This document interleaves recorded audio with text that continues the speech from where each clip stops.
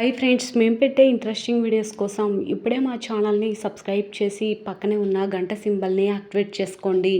అలా చేయటం వల్ల మేము పెట్టే ప్రతి ఒక్క వీడియో నోటిఫికేషన్ మీ వరకు ఈజీగా వచ్చేస్తుంది. ఇక లేట్ చేయకుండా వీడియోలో ఏం జరుగుతుందో చూసేయండి. శౌర్య మాత్రమే రామలక్ష్మిని ప్రేమిస్తున్నాడని రఘురామ్కి తెలుసు.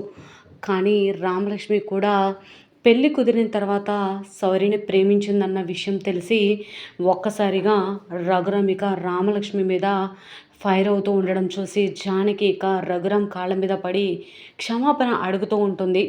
రామ చేసిన తప్పుకి నేను క్షమాపణ చెప్తున్నాను, రామ మరొకసారి తప్పటడుగు వేయదు అని చెప్పి అంటూ ఉంటే మరిక రఘురామ్ నిజంగా శౌర్యని రామలక్ష్మి ప్రేమించిందన్న విషయం శివరాం బయట పెట్టబోతున్నాడా?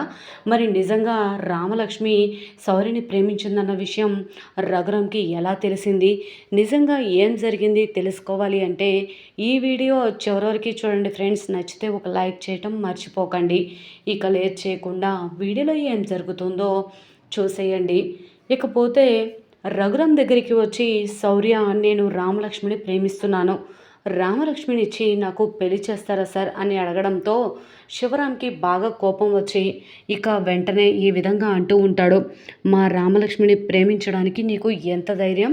నువ్వు రామలక్ష్మిని ప్రేమిస్తావా? అలా ఎలా ప్రేమిస్తావు అని చెప్పి బాగా కొడుతూ ఉంటే వద్దు శివరాం ఆగు అని చెప్పి రఘురామ్ ఇక ఈ విధంగా శౌరిని తీసుకొచ్చి దగ్గర కూర్చోబెట్టుకొని ఈ విధంగా అంటూ ఉంటాడు. బాబు, నువ్వు ఈ రోజుల్లో కూడా ఇలా ఉండే అబ్బాయిలు ఉన్నారు అంటే నమ్మలేకపోతున్నాను. మా అమ్మాయి రోజు నీ దగ్గరికి కోచింగ్ కోసం వస్తూనే ఉంది, కానీ ఏ రోజు నువ్వు ఆసరాగా తీసుకొని అందరిలాగా ప్రేమించుకున్నాం, పెళ్లి చేసుకుందాం, లేచిపోదాం అనకుండా పెద్దవాళ్ళతో మాట్లాడాలి అనే ఆలోచనకి వచ్చావు అంటే నాకు చాలా గర్వంగా అనిపిస్తుంది బాబు అని చెప్పి ఈ విధంగా అంటూ ఉండగా, సార్ మీరు నన్ను మొదటి నుంచి చూస్తూనే ఉన్నారు కదా సార్, నేను మీ అమ్మాయిని బాగా చూసుకుంటాను సార్ అని చెప్పి అంటూ ఉంటే, బాబు నువ్వు చేసేదానికి చెప్పేదానికి నాకు అర్థమయ్యింది, కానీ మా అమ్మాయిని నీకు ఇచ్చి పెళ్లి చేయడం కుదరదు అనగానే, అదేంటి సార్ ఎందుకు కుదరదు?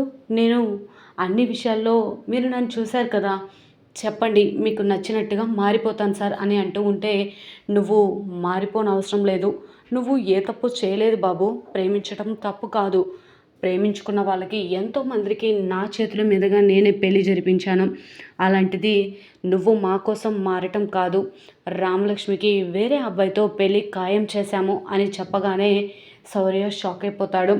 వెంటనే ఇక ఈ విధంగా అంటూ ఉంటాడు శౌర్య, ఏంటి సార్ జోక్ చేస్తున్నారా అనగానే, జోక్ చేయాల్సిన అవసరం మాకేంటి బాబు, రామలక్ష్మి నీ దగ్గరికి కోచింగ్కి రాకముందే రామలక్ష్మికి పెళ్ళి ఖాయమైపోయింది, రేపు ఎల్లుండో ముహూర్తాలు కూడా పెట్టేసుకుంటాం, రామలక్ష్మికి పెళ్ళి అయిపోతుంది అని ఈ విధంగా చెప్పి వెంటనే శివరాం అలాగే రఘురామ్ ఇద్దరు కూడా ఇంటికి వెళ్ళిపోతారు.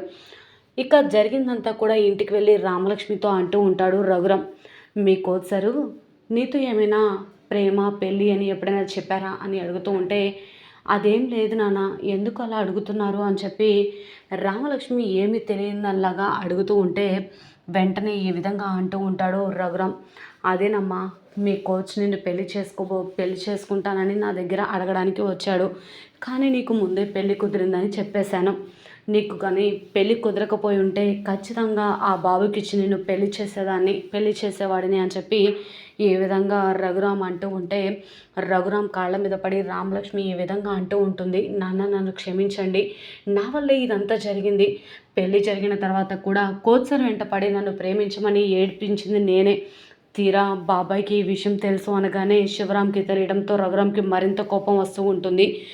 ఏంటి శివ ఇదంతా నిజమా, ఎందుకు నా దగ్గర దాచిపెట్టారు అని చెప్పి అంటూ ఉంటే, అది కాదన్నయ్య, ఆ రోజు రామలక్ష్మి నాన్నతో ఈ విషయం చెప్పొద్దు అని చెప్పి మాట తీసుకుంది అనగానే వెంటనే రఘురామ్ అలానే చూస్తూ ఉంటాడు.